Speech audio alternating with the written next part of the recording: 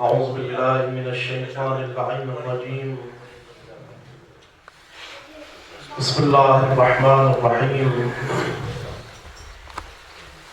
الحمد لله والصلاة والسلام على رسول الله وعلى آله آل الله واللعنة الدائمة على أعدائهم أعداء الله من يوم عداوتهم إلى يوم لقاء الله. أما بعد فقد قال الله سبحانه وتعالى في قرآن الحكيم: إنما يريد الله ليذهب عنكم الرجس أهل البيت ويطهرهم تطهيرا.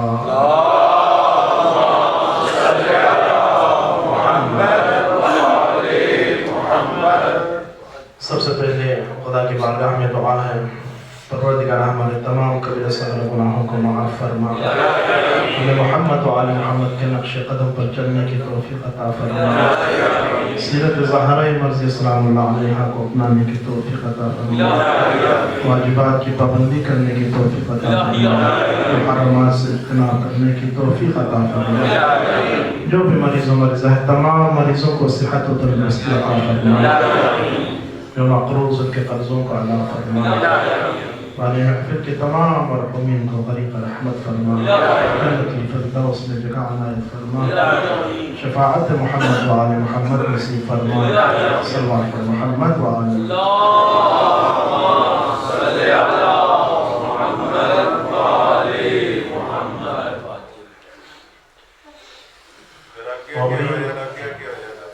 جو فرمایا گیا ہو جائے تاکہ مجلس تمام اللہم صلی علی محمد و آل محمد،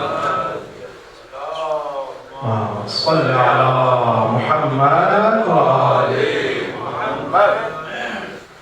مومن گرامی، آج کی شب در حقیقت شب شہادت امام علی نقی علیہ السلام ہے۔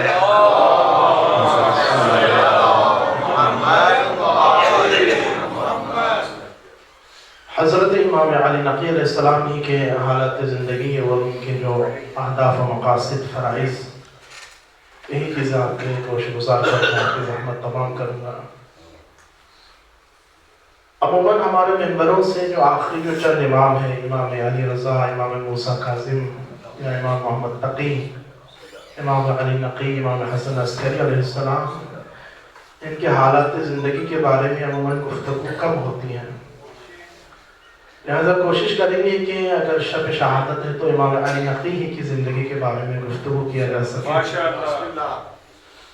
حضرت امام علی نقی علیہ السلام کی والدہ ماجدہ جناب ثمانیہ مغربیہ، ان کا تعلق افریقہ سے تھی۔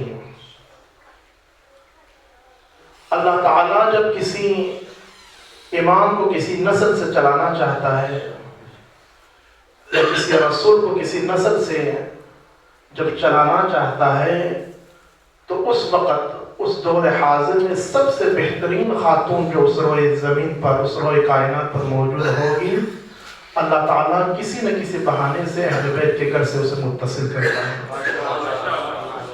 جناب ثمانیہ مغربیہ جن کا تعلق افریقہ سے تھی، اہل بیت کے گھر سے متصل ہوئے، وہاں سے ہجرت کر کے آئے اہل بیت کے گھر میں، اور امام علی نقی کی والدہ حضرت امام محمد تقی علیہ السلام کے ساتھ ان کی شادی ہوئی۔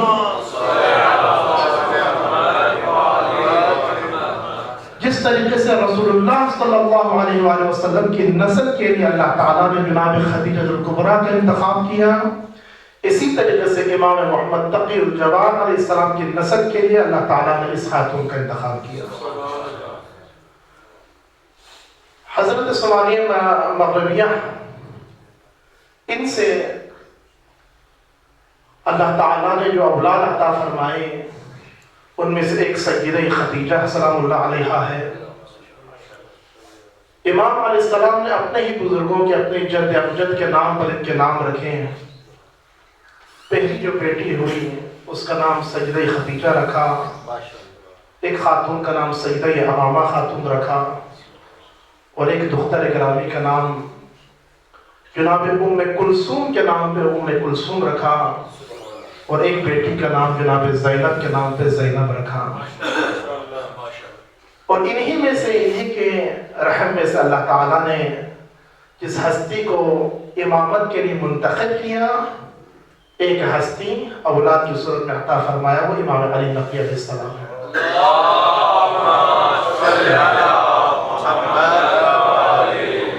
امام علی نقی علیہ السلام کی شادی جناب حدیثہ خاتون سے ہوتی ہے۔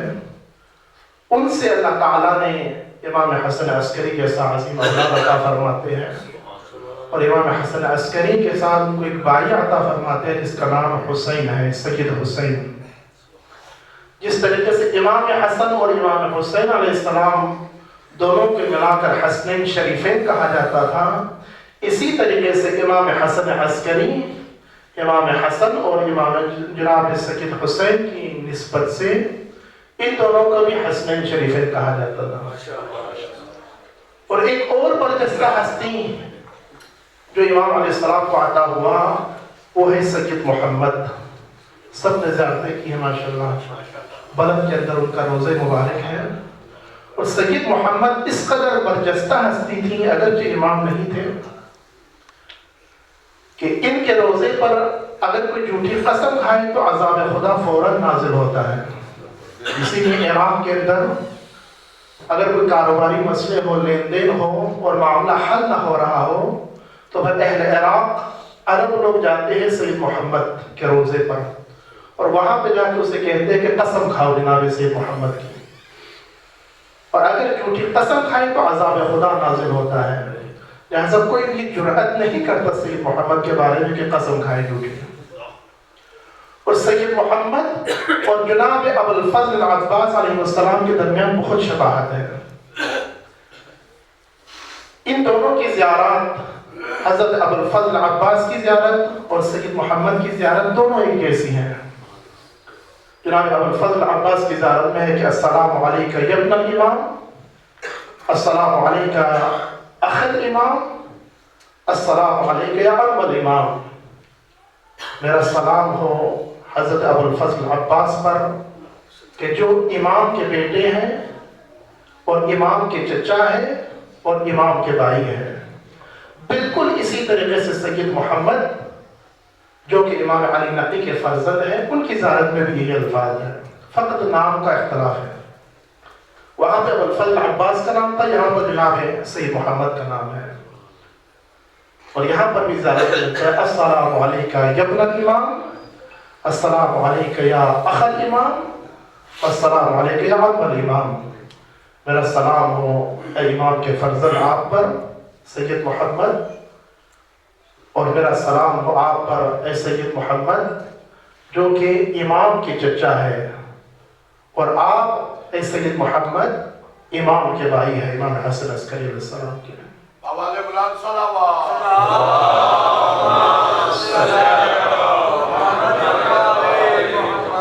یہ ہے اہل بیت علیہ السلام، امام علی نقی علیہ السلام کا خانوادہ۔ امام علی نقی علیہ السلام کے سر سے جب 8 برس کی عمر میں تھے، امام جواد علیہ السلام کی شہادت ہوتی ہے، اور جو ہی امام جواد علیہ السلام کی شہادت ہوتی ہے اس وقت آپ 8 برس کے تھے، اور امام تقی الجواد علیہ السلام جس وقت مقام امامت پر فائز ہوتے ہیں، اس وقت امام جواد علیہ السلام 6 برس کے تھے۔ اور 6 برس کی عمر میں جب امام جواد علیہ السلام، امام محمد تقی علیہ السلام جب مقام ولایت و امامت پر فائز ہوئے، تو اس وقت لوگوں نے اعتراض کیا تھا، اور امام علیہ السلام نے اپنے علمی جلالت، علمی روب کے دبدبے سے ان تمام لوگوں کے اعتراضات کو رد کر دیا تھا، اور ایک محفل کے اندر زمانے کے حاکم، عباسی حاکم کے زمانے میں جناب امام جواد علیہ السلام نے 30,000 سوالوں کے جواب دیے تھے، اور سب لوگوں کے سامنے اعتراف کرنا پڑا تھا لوگوں کو کہ امام جواد علیہ السلام ہی امام ہے۔ لہذا وہ ایک کنسپٹ کہ کم سنی میں امام نہیں بن سکتا، اس سے پہلے امام جواد علیہ السلام کے دور میں مسئلہ حل ہو چکا تھا، اور اب امام علی نقی علیہ السلام 8 برس کی عمر میں امام بن رہے ہیں، اور جس وقت 8 برس کی عمر میں امام بن رہے ہیں اس وقت ماحول بہت سخت ہے، کٹھن ہے۔ امام محمد باقر، امام جعفر صادق علیہ السلام کے دور میں ماحول آزاد تھا، اس کی شاگرد پروری ہوئی، فقہ امام جعفر صادق علیہ السلام کے بارے میں درس و تدریس ہوئے، اور علم اجتہاد، وہاں پر ہر قسم کے علم لوگ آتے تھے اور امام علیہ السلام سے کسب فیض حاصل کرتے تھے۔ لیکن یہ جو امام علی نقی علیہ السلام کا زمانہ ہے، یہ زمانہ بہت کٹھن زمانہ ہے۔ امام علیہ السلام کے چاروں طرف جاسوسوں کا حصار ہے، امام علیہ السلام کے تمام حرکات و سکنات پر نظر رکھے ہوئے ہیں، اس لیے کہ عباسی خلیفہ متوکل عباسی بہت سخت کٹر تھا اہل بیت علیہ السلام کے، بہت خلاف تھے، اور اپنی حکومت کے لیے امام علی نقی علیہ السلام کو خطرہ سمجھتے تھے۔ لہذا امام علی نقی علیہ السلام کے گرد ایک جاسوسوں کا حصار دن رات موجود ہوتا تھا۔ اس ماحول میں امام علی نقی علیہ السلام اپنی امامت کا آغاز کرتے ہیں۔ امام علی نقی علیہ السلام ان کے اس سخت کٹھن ماحول میں بھی امام علیہ السلام نے 185 روایت کے اندر ہے کہ شاگرد پروری کی، شاگردوں کو درس دیا، تدریس دی، فقہ اہل بیت کی تعلیم دی، احکام شرعیہ کی تعلیم دی، عقائد کی تعلیم دی، علم کلام کی تعلیم دی۔ اور چونکہ امام علیہ السلام خود کچھ نہیں کر سکتے تھے اس وجہ سے، اس لیے امام علی نقی علیہ السلام نے ان شاگردوں کو اپنا وکیل معین کر دیا۔ اور یہاں پر چونکہ متوکل عباسی کے سامنے دو اہداف تھے، ایک یہ ہے کہ اہل بیت علیہ السلام کے آثار کو ختم کرنا ہے، یہ پہلا ہدف تھا، اور دوسرا جو ہدف و مقصد اس کی حکومت کا تھا وہ یہ تھا کہ اسلام کے آثار کو محو کر دینا ہے، ختم کر دینا ہے۔ لہذا اسی وجہ سے امام علی نقی کے دور میں ظاہری خلافت کا جو ایک مقام و مرتبہ تھا، احترام تھا، وہ ختم ہو چکا تھا، لوگوں کے نظروں سے گر چکا تھا عباسی خلیفہ، اور کسی قسم کا کوئی اکرام و احترام نہیں تھا۔ لہذا امام علی نقی علیہ السلام نے اس موقع پر شاگرد پروری کی، اس سخت کٹھن ماحول میں لوگوں کو درس اہل بیت کا درس دیا، اور مختلف شہروں میں یمن کے اندر اپنا وکیل معین کر دیا، قم کے اندر اپنا وکیل معین کر دیا، قم کے اندر جناب علی ابن ابراہیم قمی کو اپنا وکیل معین کر دیا، اور لوگوں کو حکم دیا کہ کوئی بھی مسئلہ پیش آ جائے قم کے اندر علی ابن ابراہیم قمی کے سے رجوع کرنا ہے، لہذا میرے پاس آنے کی ضرورت نہیں ہے۔ اور اسی طریقے سے تہران جہاں پر آج موجود ہے، جہاں پر دروازے رے ہیں، اس زمانے میں شہر رے کہا جاتا تھا۔ شہر رے کے اندر شاہ عبدالعظیم حسنی، جو کہ امام حسن مجتبی علیہ السلام کی نسل سے ہے، اور چوتھی غالباً نسبت سے وہ اولاد رسول ہے، اور امام حسن عسکری نے اپنے اس شاگرد خاص شاہ عبدالعظیم حسنی کو شہر رے کا وکیل معین کر دیا، اپنا نمائندہ منتخب کر دیا۔ اور شاہ عبدالعظیم حسنی وہ ہستی ہے جس نے اپنی زندگی میں تمام احکام شرعیہ اپنے ہاتھوں سے لکھا، تمام اپنے اعتقادات کو اپنے ہاتھوں سے لکھا، اور ایک کتاب کی شکل دے کر امام علی نقی کی خدمت میں پیش کر دیا۔ فرمائے مولا، توحید کے بارے میں میرا یہ عقیدہ ہے، رسول کی نبوت کے بارے میں میرا یہ عقیدہ ہے، علی کی ولایت و اہل بیت کی ولایت کے بارے میں میرا یہ عقیدہ ہے، معاد کے بارے میں میرا یہ عقیدہ ہے، نبوت و امامت کے بارے میں میرا یہ عقیدہ ہے، اصول کے بارے میں، فروع کے بارے میں تمام جزئیات لکھ کر امام علی نقی کی خدمت میں پیش کر دیا۔ اور امام علی نقی علیہ السلام نے جب شاہ عبدالعظیم حسنی کے اعتقادات کو پڑھا، ان کے احکام شرعیہ جو انہوں نے امام سے سمجھا تھا، اس کو جب پڑھا تو پڑھنے کے بعد امام علی نقی علیہ السلام نے تائید لکھ دی کہ یا شاہ عبدالعظیم حسنی انت ولینا حقا، اس روئے سرزمین پر آپ برحق ولی ہے۔ یہ ہے مقام و مرتبہ شاہ عبدالعظیم حسنی کا۔ اور جب اس دنیا سے تشریف لے گئے شاہ عبد العظیم حسنی تو مرنے کے بعد فرمایا کہ شاہ عبد العظیم حسنی کی زیارت گویا ایسا ہے جیسا کہ امام حسین کی اس نے زیارت کی ہو.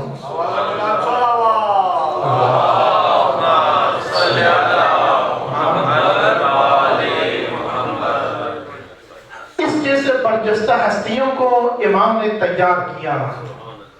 اسی طریقے سے یمن کے اندر اپنا وکیل معین کر دیا، شہر رے کے اندر شاہ عبد العظیم حسنی کو منتخب کر دیا، عراق کے اندر، کوفہ کے اندر جو برجستہ شخصیات تھی، جو اہل علم تھے، متقی تھے، اہل بیت کے ولایت پر قائم تھے، ان کو اپنا سفیر، اپنا وکیل، اپنا نمائندہ منتخب کر دیا اور ان کو بتا دیا کہ زکوٰۃ کے یہ مصرف ہے، خمس کے یہ مصرفات ہے، کوئی بھی مصرف آ جائے تو تو نے خود ان اصول و قواعد کو مد نظر رکھتے ہوئے آپ نے اس کو مصرف کر دینا ہے. سبحان اللہ. اس کے 2 اہداف ہیں. ایک یہ ہے کہ جاسوسوں کا حصار تھا، اگر ارتباط رہتا، ہر شخص آتا جاتا تو اس وقت امام علی نقی علیہ السلام کو بہت جلد شہید کر دیتے.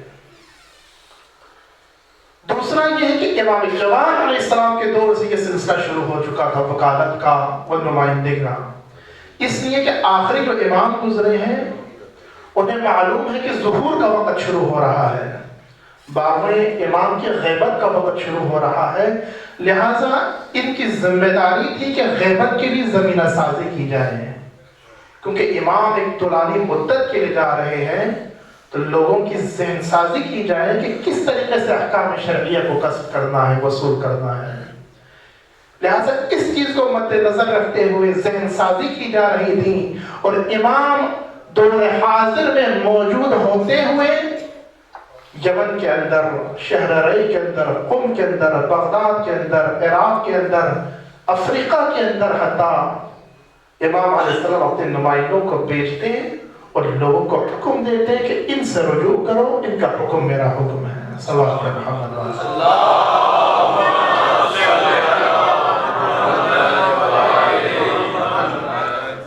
امام علیہ السلام نے اپنی جو فرائض ہے وہ انجام دینا شروع کر دیا. یہ ماحول ہے. دیکھا کہ امام علی نقی علیہ السلام کی جو مصروفیت ہے وہ بڑھ رہی ہے اور لوگوں نے امام علی نقی علیہ السلام کو حکومت کی طرف سے کچھ خطرات لاحق ہونا شروع ہو گئے کہ یہ ہماری حکومت کے لیے خطرہ لاحق ہو سکتا ہے. لہٰذا جو متوکل عباسی جو خلیفہ تھا، اس کے جو مشیر تھے، اس نے مشورہ دیا کہ مدینہ سے امام علیہ السلام کو اپنے ساتھ لے جایا جائے سامرا کے اندر. سرمرہ اصل نام ہے لیکن بعد میں وہ ٹوٹ کے سامرا بن گیا. لہذا امام علیہ السلام کو حکم دیا اور مجبور کیا کہ آپ مدینہ ترک کریں. امام علیہ السلام اپنے خانوادے کو لیتے ہیں، لینے کے بعد ہجرت کرنے کا قصد کرتے ہیں اور جب ہجرت کرنے کا قصد کرتے ہیں اس وقت مدینے کے اندر امام علیہ السلام اپنا نمائندہ اپنے بیٹے سید محمد کو بنا کر جاتے ہیں. امام علیہ السلام سید محمد بہت متقی برجستہ ہستی تھی، حتیٰ لوگوں کے ذہن میں یہ کنسپٹ تھا کہ امام علی نقی کے بعد امامت تفویض ہو جائے گا امام سید محمد کو. یعنی اس قدر امامت کے قریب اس قدر امام علیہ السلام نے تربیت کی تھی اپنے فرزندوں کی. بہت متقی، دانا، بابصیرت ہستی سید محمد امام حسن عسکری علیہ السلام کے بھائی تھے. امام علیہ السلام جب ہجرت کرنے لگتے ہیں اب امام کے لیے جو کچھ آزادی تھی کہ لوگوں سے جو ملنا جلنا رہتا تھا اب وہ بند ہو گیا. اب امام نے اپنی جو تبلیغ زندگی کا جو انداز ہے وہ بدل دیا. امام نے معجزات کے ذریعے سے اور امام علی نقی علیہ السلام نے مناظرے کے ذریعے سے اور اپنے علم و روب و دبدبے کے ذریعے سے امام علیہ السلام نے اپنی تبلیغ اور امامت کی ذمہ داری کو انجام دینا شروع کر دیا. لہٰذا جب امام علی نقی علیہ السلام ہجرت کرنے لگتے ہیں تو گرما کا موسم ہے، گرم موسم ہے. اور گرم موسم کے اندر امام علیہ السلام لوگوں کو حکم دیتے ہیں کہ سردیوں کا لباس اپنے ساتھ لے کر جانا. اور جس وقت امام نے حکم دیا وہ بھی عرب کی گرمی، لوگوں نے امام کے بارے میں طرح طرح کے طعنے دیے اور امام کو معاذ اللہ بہت کچھ کہا جو میں الفاظ ادا نہیں کر سکتا. لہذا گرمی کے موسم میں سفر کر رہے ہیں، ساتھ امام کی کچھ چاہنے والے بھی ہیں. امام علیہ السلام نے اور ان کے جو چاہنے والے ہیں انہوں نے گرمی کے جو لباس تھے اس کا بھی بندوبست کر لیا. کرنے کے بعد نقد سفر باندھ کر سامرا کی طرف سفر شروع کرتے ہیں. امام علیہ السلام جو بھی حکم دیتے ہیں اس کے اندر کچھ راز ہوتے ہیں، اسی لیے کہا گیا کہ اگر کوئی بات سمجھ نہیں آتا تو اسے امام کی طرف پلٹا دو. اور جب رستے میں ایک جگہ ایسا آتا ہے کہ طوفان شروع ہو جاتا ہے، آندھی شروع ہو جاتی ہے اور وہاں پر بارش شروع ہوتی ہے اور برف پڑنا شروع ہو جاتا ہے، اور اس قدر سردی آتی ہے رستے کے اندر کہ وہاں پر جو لوگ جنہوں نے امام کے حکم کے مطابق عمل نہیں کیا تھا، روایت کے اندر ہے کہ 50 سے زائد لوگ رستے میں ہی مر جاتے ہیں، قتل ہو جاتے ہیں. اور وہیں پر انہیں دفنا کر امام علیہ السلام اپنا سفر آگے شروع کرتے ہیں. صلوات محمد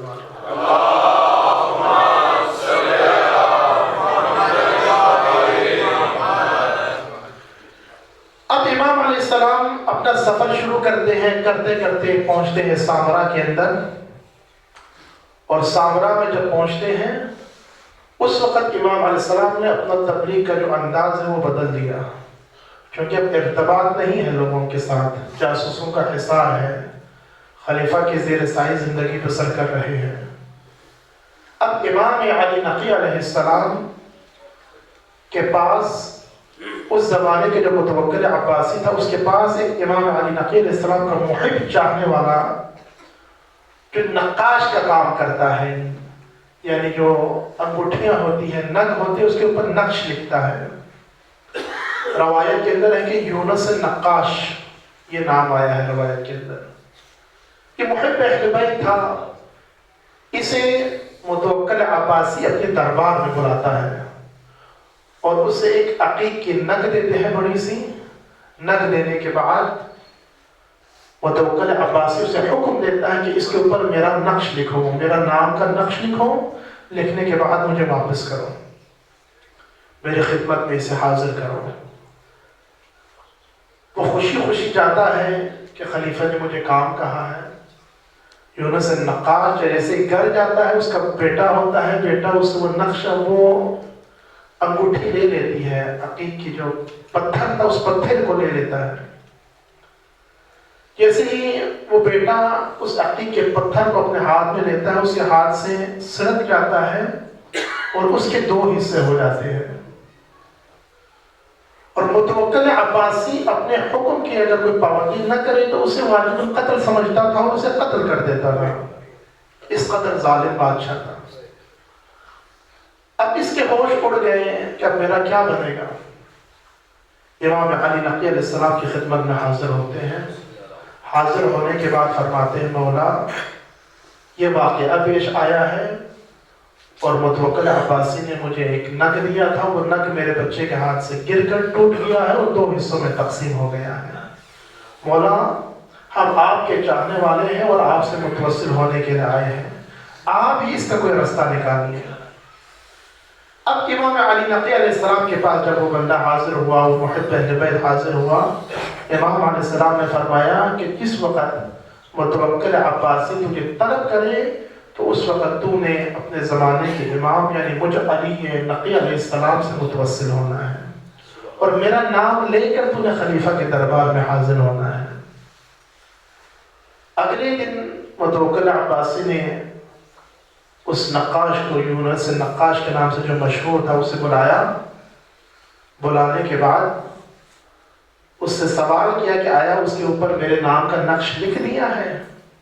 وہ ابھی کہنے ہی والا تھا کہ میں ابھی لکھ رہا تھا تو میرے ساتھ یہ واقعہ پیش آیا. ابھی کہا نہیں تھا، کہنے والا تھا کہ متوکل عباسی کہتا ہے اگر نہیں لکھا تو رہنے دو. ابھی اس لیے کہ یہ نگ میں اپنی بیوی کو دینا چاہتا تھا، لہذا میری 2 بیگمات ہیں، جب دوسری کو پتہ چلا تو ان کے درمیان اختلاف ہو گیا ہے، تم اس طریقے سے کرنا کہ اس نگ کے 2 حصے کرنا، 2 حصے کر کے اس دونوں نگ کے اوپر میرا نام لکھنا، لکھنے کے بعد میری خدمت میں حاضر کرنا۔ یہ ہے کرامت نام امام علی نقی علیہ السلام صلی اللہ علیہ وسلم۔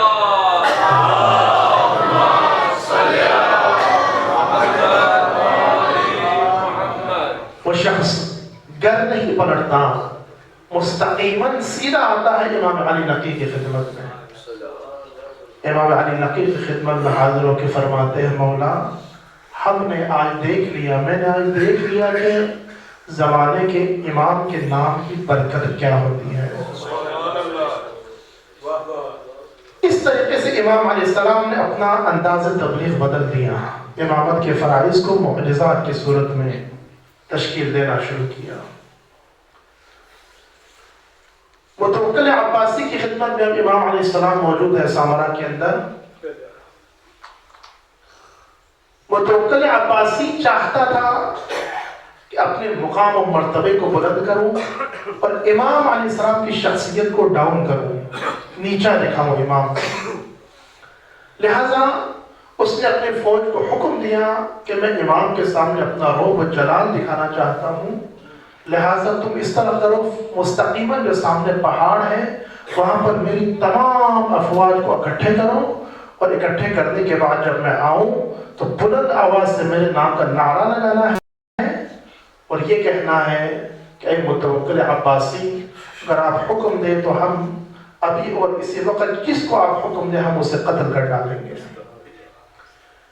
متوکل عباسی خود گھوڑے پہ سوار ہوا اور امام کو ساتھ لے کر چلنے لگے پیدل، کیونکہ امام کو حقیر لوگوں کی نظروں میں امام کو پست دکھانا چاہ رہا تھا۔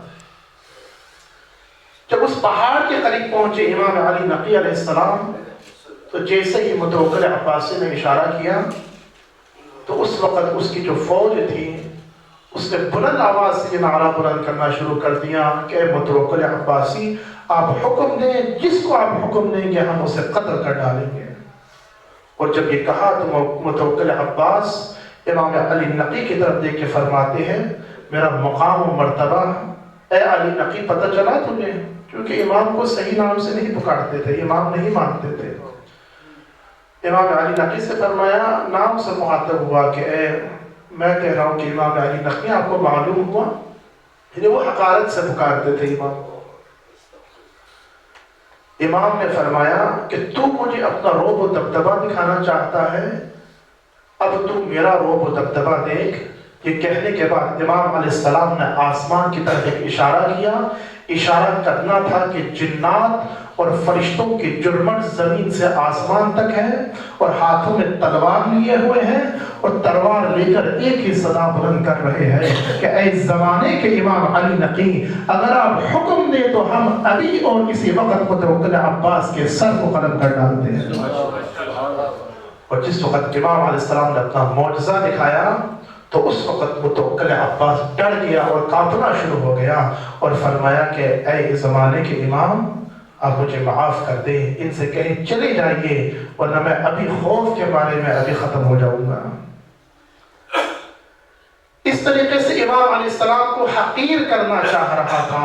امام کی عظمت کو بھی دیکھتے تھے، معجزے کو بھی دیکھتے تھے، اور مظلومیت امام یہ ہے کہ اس کے باوجود امام کی عظمت و سربلندی کو مانتا نہیں تھا، اعتراف نہیں کرتا تھا۔ صلوات محمد۔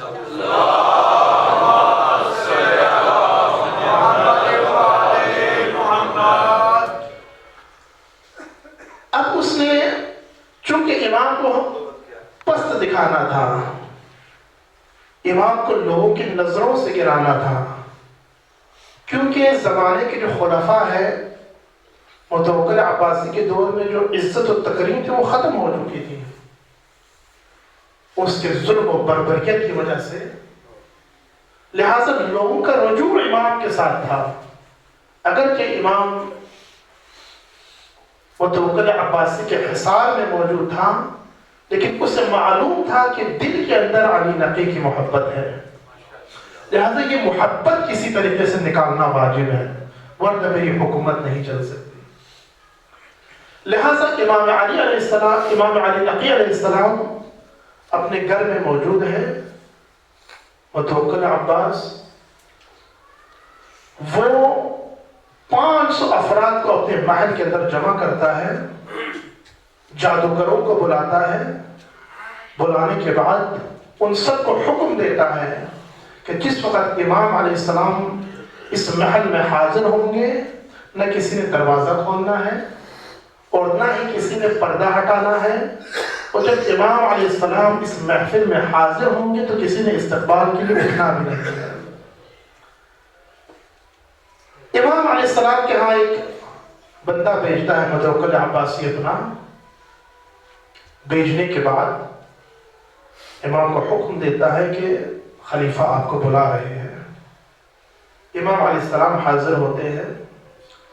یہ معجزہ امام کہ جس وقت امام علی نقی علیہ السلام حاضر ہوتے ہیں اس وقت ایک آندھی چلتی ہے، طوفان چلتا ہے، دروازے خود بخود کھلنا شروع ہو جاتے ہیں، پردے امام علیہ السلام کے سر کے اوپر سائے شگن ہوتے ہیں، اور امام علیہ السلام جیسے اس محفل کے اندر حاضر ہوتے ہیں، امام علی نقی علیہ السلام کا رعب و دبدبہ اس قدر سر بلند ہوتا ہے کہ تمام لوگ امام علیہ السلام کی تعظیم میں کھڑے ہو کر استقبال کرتے ہیں، اور خود متوکل عباس اپنا جو تخت ہے وہ تخت خالی کرتا ہے اور امام علیہ السلام کو حکم دیتا ہے کہ اس زمانے کے امام آپ اس تخت پر بیٹھ جائیں۔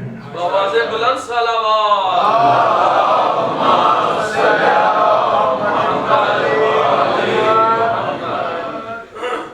اور جب امام کو حکم دیا کہ آپ میرے تخت پر بیٹھ جائیں، اس وقت امام علیہ السلام فرماتے ہیں کہ اس تخت کے اندر سے مجھے خون کی بدبو آ رہی ہے، لہٰذا میرے لیے مسند امامت بچھایا جائے۔ امام علیہ السلام اس کے تخت پر نہیں بیٹھتے، مسند امامت بچھ جاتی ہے، امام علیہ السلام اس پر بیٹھ جاتے ہیں، اور امام علیہ السلام کے سامنے کھانا لا کر رکھ دیتے ہیں۔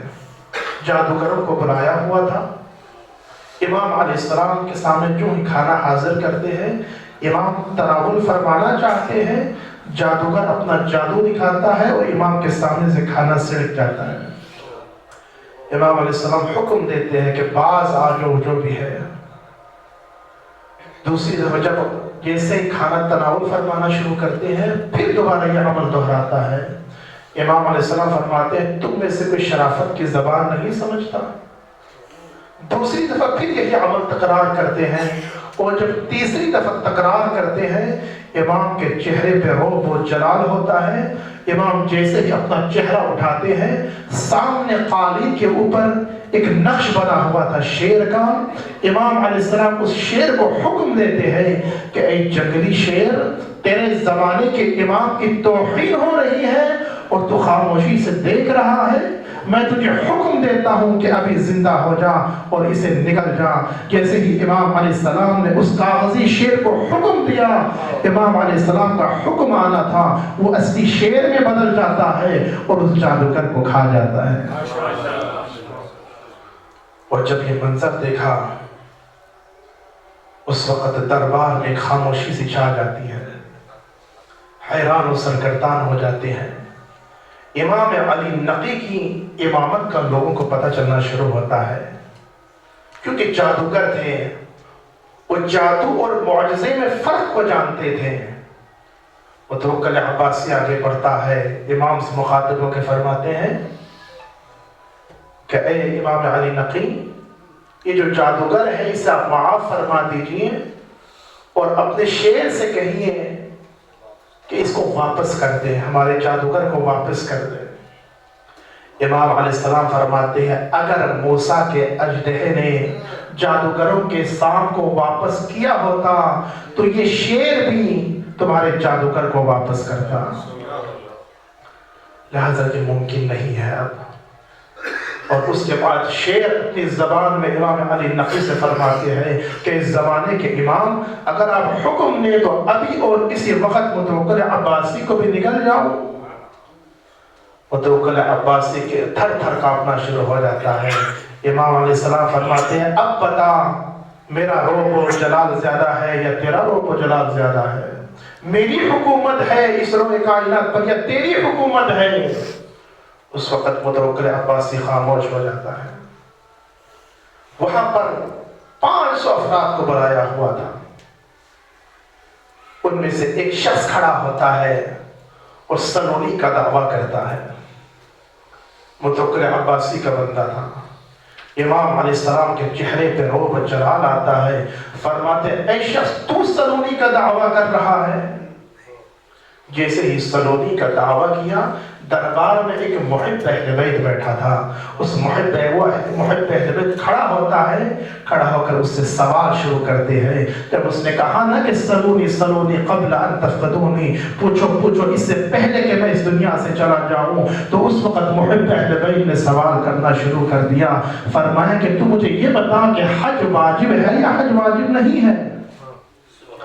جب کہا نا کہ حج واجب ہے یا حج واجب نہیں ہے، اس نے کہا یہ کیسا بچپکانا سوال ہے، سب کو معلوم ہے حج واجب ہے صاحب استطاعت کے اوپر۔ فرمایا اگر واجب ہے تو نبیوں پر بھی واجب ہے۔ کہا جب واجب ہے تو نبیوں پر بھی واجب ہوگا۔ کہا اگر نبیوں پر واجب ہے تو یہ بتا آدم علیہ السلام کے اوپر حج واجب تھا یا حج واجب نہیں تھا؟ کہا واجب ہوگا۔ اس محب اہل بیت نے کہا سچ بتا واجب ہوگا یا واجب تھا؟ اس وقت اس نے کہا واجب تھا۔ فرمایا اگر واجب تھا تو حضرت آدم علیہ السلام نے حج کیا تھا؟ کہا ہاں حج کیا تھا۔ فرمایا حج کے اندر ایک رکن ہے کہ حلق کیا جائے، سر کو منڈوایا جائے۔ حضرت آدم علیہ السلام اس وقت تک اور تنہا موجود تھے جس وقت حضرت آدم علیہ السلام نے حج کیا تھا، تو مجھے یہ بتا کہ ان کا سر کس نے حلق کیا تھا؟ اس نے مونڈا تھا حضرت آدم کا سر۔ وہ حیران و سرگردان ہو جاتا ہے، اس کے پاس کوئی جواب نہیں ہوتا، اور وہ کہتا ہے کہ مجھے متوکل عباسی نے سلونی کا دعویٰ کرنے کا کہا تھا، میں جھوٹا ہوں۔ وہ خود معترف ہوتا ہے کہ میں جھوٹا ہوں۔ اس کے بعد متوکل عباس اپنے ممبر پہ کھڑا ہوتا ہے، کھڑے ہو کر 500 افراد کا حلقہ لگا ہوا ہے، سب سے مخاطب ہو کے فرماتا ہے کوئی ہے جو اس سوال کا جواب دے سکے؟ سب کی نظریں امام علی نقی کی طرف جاتی ہے۔ امام علی نقی کے علاوہ کسی کے اندر جرأت نہیں تھی کہ جواب دے سکے، اس لیے کہ کوئی جانتا نہیں ہے یہ باتیں۔ اس وقت امام علی نقی سے مخاطب ہو کے متوکل عباس کہتا ہے کہ اے امام علی نقی آپ ہی جواب دیجئے، اس کے علاوہ کوئی جواب نہیں دے سکتا۔ اس وقت امام علی نقی علیہ السلام جواب دینا شروع کرتے ہیں۔ فرماتے ہیں کہ جس وقت حضرت آدم علیہ السلام حج کرنے لگے، آپ کو معلوم ہے کہ پہلی دفعہ جب بیت اللہ کو تعمیر کیا تو حضرت جناب آدم علیہ السلام نے تعمیر کیا تھا۔ وہ کہتے ہیں کہ جس وقت حضرت آدم علیہ السلام نے بیت اللہ کو تعمیر کیا، تعمیر کرنے کے بعد حضرت آدم علیہ السلام نے طواف کرنا شروع کر دیا۔ اس وقت حضرت جناب جبریل امین علیہ السلام آسمان سے اترے تھے۔ اس وقت امام کے ہاتھ میں ایک یاقوت کا پتھر تھا، اس پتھر کو تراشا ہوا تھا۔ جس وقت طواف کرنے سے مشغول طواف سے جب فراغت اختیار کی تو اس وقت حضرت آدم علیہ السلام کو اس مقام پر لے کر گئے جہاں پر جناب ابراہیم علیہ السلام نے جناب اسماعیل کو ذبح کیا تھا، اور وہاں پر ذبح کروایا۔ تمام جو حج کے اراکین تھے ان کو مکمل کروایا۔ ان میں سے ایک جو رکن تھا وہ یہ تھا کہ سر کو منڈوایا جائے۔ امام علیہ السلام فرماتے ہیں کہ حضرت جبریل علیہ السلام نے اپنے ہاتھوں سے اس یاقوت کے پتھر سے حضرت آدم علیہ السلام کا سر مونڈا تھا، اور اس کے بعد فرمایا جس وقت سر مونڈ رہا تھا وہ جو یاقوت کا پتھر تھا وہ جنت سے آیا تھا، اس کی کرنیں دور دور تک پھیل رہی تھیں، اس کا نور دور دور تک پھیل رہا تھا۔ جہاں جہاں تک اس یاقوت کے پتھر کا نور پھیل رہا تھا اللہ تعالیٰ نے اس کو اپنا حرم قرار دے دیا۔ اس کے بعد متوکل عباس امام علی نقی سے مخاطب ہو کے فرماتے ہیں اے امام علی نقی آپ سلونی کا دعویٰ کیجئے۔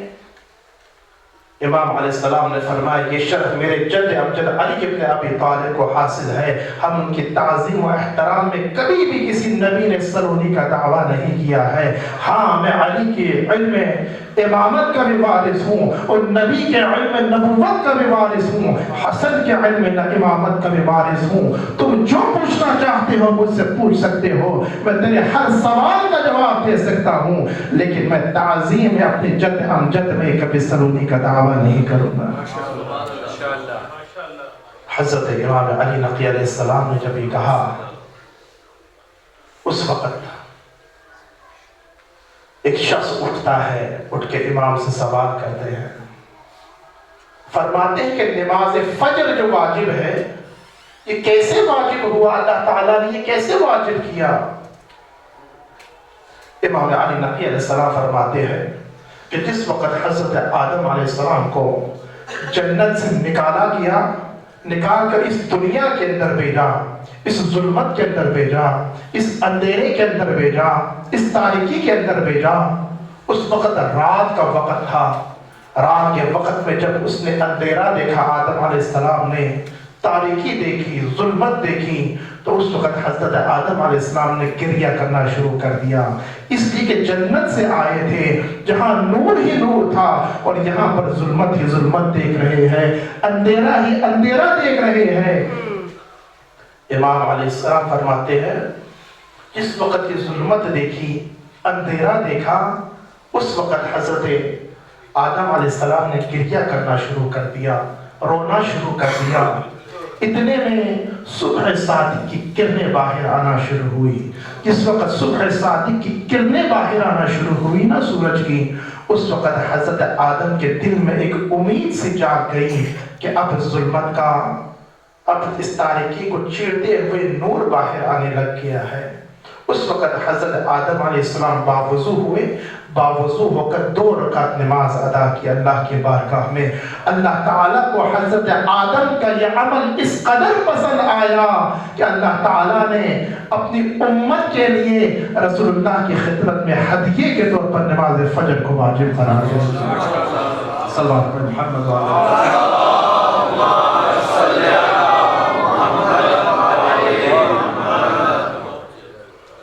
اس کے بعد متوکل نے دوسرا سوال کیا امام علیہ السلام سے، فرمائے یہ جو آپ نے ایک بحث چھیڑی ہوئی ہے، اس کے لہجے میں یہ بات کر رہا ہوں کہ جو چرند پرند ہوتے ہیں، جو شیر ہوتے ہیں، جو درندہ صفت جو حیوان ہوتے ہیں، یہ نبیوں کو اور اماموں کو کچھ نہیں کہتے ہیں، آیا یہ ممکن ہے؟ آپ سچ کہہ رہے ہیں؟ امام نے فرمایا کہ اگر یقین نہیں ہے تو آزما کے دیکھ لو۔ تو اس نے کہا کہ میرے پاس ایک باغ وحش ہے جہاں پر درندہ صفت جانور موجود ہے، شیر موجود ہے، چیتے موجود ہیں، اگر آپ آزمانا چاہتے ہیں تو پھر آپ چلیں۔ امام علیہ السلام کے دل میں کیا اضطراب ہونا تھا، جیسے ہی متوکل عباسی نے کہا نا کہ میرے پاس باغ وحش موجود ہے جہاں پر درندے موجود ہیں، چیتے اور شیر موجود ہیں، اس متوکل عباسی نے چند دن سے ان چیتوں کو اور ان شیر کو، ان درندہ صفت حیوان کو بھوکا پیاسا رکھا ہوا تھا، اور اس کے بعد اس باغ کا دروازہ کھولا جاتا ہے، امام علی نقی علیہ السلام کو اس کے اندر داخل کیا جاتا ہے اور دروازے کو بند کر دیتے ہیں۔ جیسے ہی دروازے کا بند ہونا تھا، تمام شیر اور چیتے جمع ہو کر امام کے قدموں میں سجدہ ریز ہو جاتے ہیں اور امام کی تعظیم کرنے لگتے ہیں۔ اور جب یہ منظر دیکھتا ہے تو اس وقت متوکل عباسی اپنے خدام کو حکم دیتا ہے کہ جلد از جلد امام علی نقی کو اس باغ وحش سے نکالو۔ اگر یہ بات علی کے پیروکاروں کو پتہ چل گیا تو ان کا اعتقاد اور زیادہ مضبوط ہو جائے گا۔ امام علیہ السلام نے اپنے علمی جلالت کے ذریعے سے اور معجزے کے ذریعے سے جو خدمت امامت کے جو فرائض تھے اس کو انجام دیتے رہے، دربار کے اندر معجزات دکھاتے، علمی نشستیں رکھتے، وہاں پر امام علیہ السلام علمی نشستوں میں امام علیہ السلام سوالات کیے جاتے اور امام اس کے جوابات دیتے ہیں۔ اس طریقے سے فریضہ امامت کو اس زندان میں بھی جاری و ساری رکھا، اور جو باہر لوگ موجود تھے ان کے لیے ایسے اصحاب تیار کیے، علی ابن محضیار جیسے شخص کو تیار کیا، انہیں اپنا نمائندہ بنا کر ایران کے اندر بھیجا، شاہ عبدالعظیم حسنی جیسوں کو اپنا نمائندہ بنایا، اور جناب علی ابن ابراہیم قمی جیسوں کو اپنا نمائندہ بنایا، اور ہر شہر میں کوئی نہ کوئی نمائندہ موجود تھا جس کی امام نے تزکیہ نفس کیا ہوا تھا، ان کی تربیت کی ہوئی تھی، اور اس طریقے سے دین کی اشاعت جاری و ساری تھی۔ میں نے عرض کیا تھا کہ دو مقصد تھے۔ ایک مقصد یہ تھا کہ اسلام کو محو کر دیا جائے، اسلام کے آثار مٹا دیا جائے، اور خود متوکل عباسی کھلم کھلا شراب پیتا تھا، بے نمازی تھا، جوا خور تھا، زانی تھا، اور وہ کھلم کھلا انجام دیتا تھا، کوئی خوف و خطر اس کے دل میں نہیں تھا۔ اس لیے لوگ عباسی خلفاء سے دور جا رہے تھے، منحرف ہو رہے تھے۔ اور دوسرا جو مقصد تھا وہ یہ ہے کہ آثار حسینی کو ختم کیا جائے، جو آج بھی اسی کے پیچھے دشمن موجود ہے، اور عزاداری حسین ابن علی کو ختم کرنے میں لگے ہوئے ہیں۔ اور متوکل عباسی نے خاص کر عزاداری امام حسین علیہ السلام کو ٹارگٹ کیا ہوا تھا، کیونکہ وہ سمجھ گیا تھا کہ یہ کربلا ہے جس نے دین کو باقی رکھا ہوا ہے، یا عزاداری ہے جس نے دین کو باقی رکھا ہوا ہے۔ امام خمینی علیہ السلام، خمینی رضوان اللہ تعالیٰ علیہ بھی فرماتے ہیں نا کہ ما ہر چی داریم از کربلا داریم، از عاشورا داریم، از عزاداری سید الشہداء داریم۔ ہم نے جو کچھ بھی لیا کربلا سے لیا، یہ انقلاب ہم نے عزاداری سید الشہداء سے لیا، یہ خون حسین کی بدولت ہم نے یہ انقلاب برپا کیا ہے۔ لہٰذا اگر انسان لینا چاہے تو انقلاب بھی لے سکتا ہے اس عزاداری سے۔ متوکل عباسی نے حسین ابن علی کو ٹارگٹ کیا، اور امام حسین علیہ السلام کے عزاداری پر مکمل پابندی لگ گئی۔ آج اگر ہم اس طریقے سے عزاداری کر رہے ہیں تو اس وقت نہیں تھا یہ ماحول۔ اگر کہیں معلوم ہوتا کہ عزاداری حسین ابن علی ہو رہا ہے، اپنے نمائندے بھیجتے تھے، اپنے فوج بھیجتے تھے، اپنے دستے بھیجتے تھے، اسے پکڑ کر لاتے تھے اور واجب القتل قرار دیتے تھے، اور اس کے بعد محبان اہل بیت کو قتل کرنے کے بعد ان کے خون سے دیواریں چن دیا کرتی تھی۔ یہ ماحول تھا، عزاداری پہ پابندی، مجالس پہ پابندی۔ اس ماحول میں جو محبان ہیں عزاداری کر رہے ہیں، سب قلم کروا رہے ہیں۔ جب دیکھا کہ یہ لوگ عزاداری سے باز نہیں آ رہے ہیں تو اس نے کہا کہ جو بھی زیارت امام حسین کے لیے آئے گا اس کا دایاں ہاتھ کاٹ دیا جائے گا۔ اس وقت یہ کہا نا تو اس وقت بھی لوگ آتے تھے، پورے بغداد سے گزرتے تھے، کربلا کی طرف جب جاتے تھے تو دایاں ہاتھ کٹوا دیتے تھے۔ ایک بیوی آتی ہے بزرگ، اپنا دایاں ہاتھ آگے کرتی ہیں، دایاں ہاتھ کٹوا دیتے ہیں، اور زیارت امام حسین کر کے واپس گھر کو جاتے ہیں۔ آئندہ سال پھر وہی مستور آتی ہے، بیوی آتی ہے، آ کر اپنا بایاں ہاتھ آگے کرتے ہیں پل بغداد پہ کھڑے ہو کے۔ جب بایاں ہاتھ آگے کیا نا تو اس وقت وہ فوجی دستہ جو وہاں پر قائم تھا وہ پوچھتا ہے کہ بیوی تمہیں معلوم نہیں ہے کہ دایاں ہاتھ کٹوایا جاتا ہے؟ تو بیوی جواب دیتی ہیں کہ میں جب پچھلے سال آیا تھا اس وقت میں نے اپنا دایاں ہاتھ کٹوا دیا ہے، اب پھر میں زیارت حسین ابن علی کے لیے آ رہا ہوں، لہٰذا اب میرا بایاں ہاتھ قلم کر دو۔ اپنا بایاں ہاتھ قلم کروا کے بھی لوگ زیارت امام حسین کے لیے جا رہے ہیں۔ وہ فوجی جو دستہ وہاں پر قائم تھا وہ پوچھتی ہے بی بی گھر میں بیٹھ جا، کیوں اپنے ہاتھ کٹوا رہی ہو؟ تو بی بی جواب دیتی ہے کہ اگر اللہ مجھے 10 ہاتھ دیتا تو میں 10 ہاتھ کٹوا دیتا، لیکن زیارت امام حسین علیہ السلام کبھی ترک نہ کرتا۔ جب دیکھا کہ اس طریقے سے بھی باز نہیں آ رہے، اس وقت اس نے حکم دیا کہ دو افراد زیارت حسین کے لیے جانا ہوگا، ان میں سے ایک شخص کو قربانی دینی ہوگی۔ پورے بغداد پر سر قلم کر کے دجلہ کے اندر پھینک دیا جاتا تھا اور دوسرے شخص کو زیارت کے لیے بھیج دیتے تھے۔ اس کے باوجود لوگ قربان ہوتے رہے، لیکن عزاداری حسین و زیارت امام حسین کو لوگوں نے ترک نہیں کیا، اس لیے کہ یہ راز ہے، یہ سر ہے اس عزاداری کے اندر کہ جس کے ذریعے سے اسلام باقی رہا ہے۔ اگر عزاداری ختم ہو جائے تو کربلا بھی ختم ہو جاتا، کوئی نام لینے والا نہ رہتا۔ اسی لیے زینب کبریٰ نے خلیفہ کے دربار میں کہا تھا کہ میں یہاں عزاداری کرنا چاہتا ہوں، اپنے بیٹے پہ گریہ کرنا چاہتا ہوں۔ اور وہ جو سنت زینبی جناب زینب کبریٰ سلام اللہ علیہا نے قائم کیا، وہ تا قیامت تک جاری و ساری رہے گی، اس لیے کہ رسول اللہ کا وعدہ ہے ان لقتل الحسین حرارۃ فی قلوب المؤمنین لن تبرد ابدا، کہ خون حسین کے اندر ایسی تپش موجود ہے، ایسی حرارت موجود ہے کہ اگر کوئی اس کو ٹھنڈا کرنا چاہتا ہے تو تا قیامت تک کے لیے اس خون حسین کو ٹھنڈا نہیں کر سکتا۔ اس کے اندر ایسی حرارت موجود ہے، اس کے اندر ایسی تپش موجود ہے کہ کوئی بھی محب حسین کے دل سے عشق حسین و محبت حسین کو نہیں نکال سکتا۔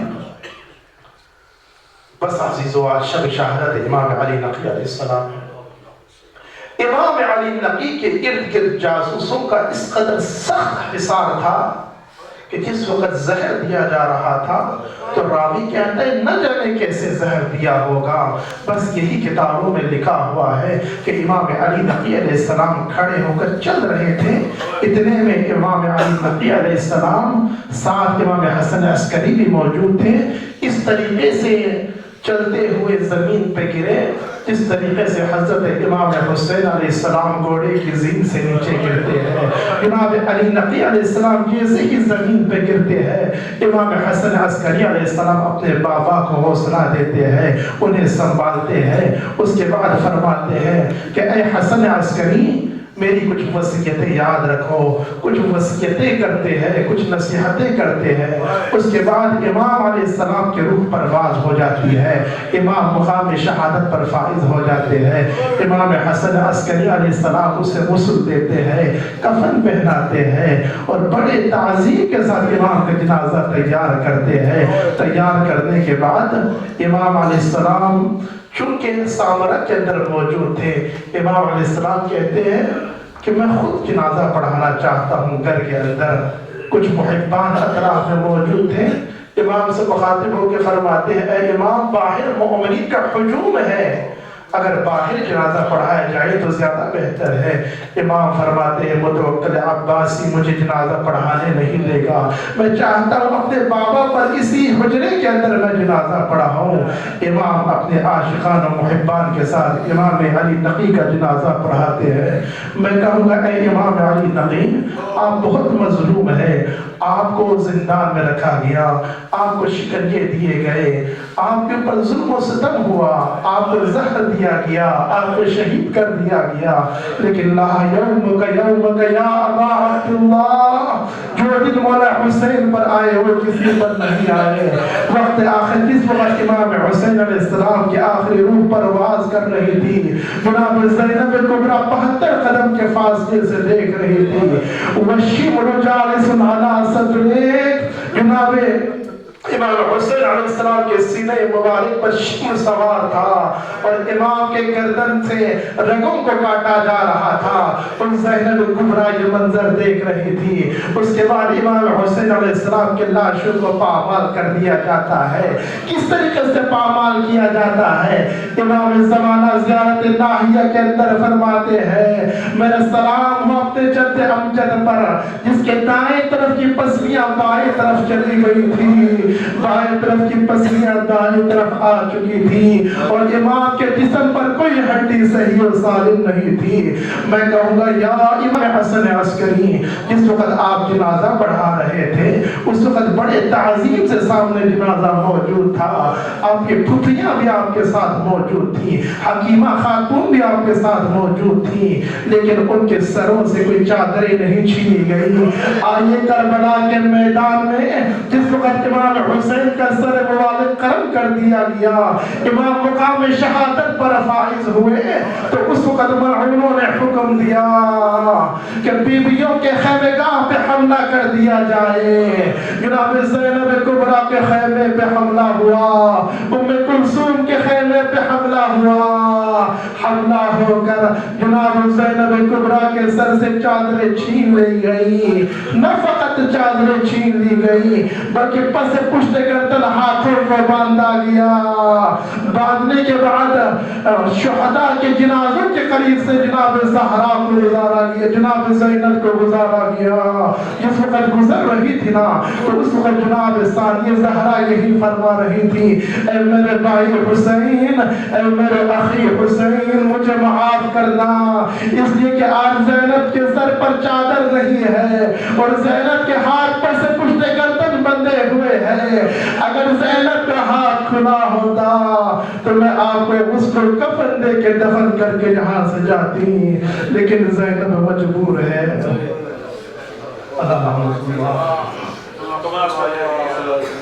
على القوم الصالحين وسيعلم الذين ظلموا أي منقلب ينقلبون. اللهم صل على محمد وآل محمد. خدایا اس قلیل سے عبادت کو اپنے بارگاہ میں قبول منظور فرما. ہمیں محمد وآل محمد کے نقش قدم پر چلنے کی توفیق دے. علیہ السلام کی شہادت کا واسطہ دیتے ہیں. خدایا جو بھی پریشانی لے کر یہاں پر مومن حاضر ہیں ان کے تمام پریشانی کو دور فرما. جو بے اولاد ہیں انہیں اولاد صالحہ، اولاد نرینہ عطا فرما. جو بیمار ہیں انہیں صحت و تندرستی عطا فرما. جو بے اولاد ہیں انہیں اولاد صالحہ عطا فرما. جو مقروض ان کے قرضوں کو عطا فرما. ہمیں واجبات کی پابندی کرنے کی توفیق عطا فرما. محرمات سے اجتناب کرنے کی توفیق عطا فرما. آپ کے جتنے مرحومین ہیں بالخصوص مرحوم المغفور حاجی محمد رمضان کو غریق رحمت فرما، ان کے درجات بلند فرما، انہیں محمد و آل محمد کی شفاعت نصیب فرما اور قرب محمد انہیں نصیب فرما اور جوار رحمت میں جگہ عنایت فرما، شفاعت محمد نصیب فرما. ذات پروردگارہ ان کے قبر کی مشکلات کو آسان فرما، ان کے فرزندان وارثین کو صبر جمیل عنایت فرما، اس کے روز اجر عظیم عطا فرما. ایک مرحوم المغفور کے روح کی مندی درجات کے لیے الفاتحہ.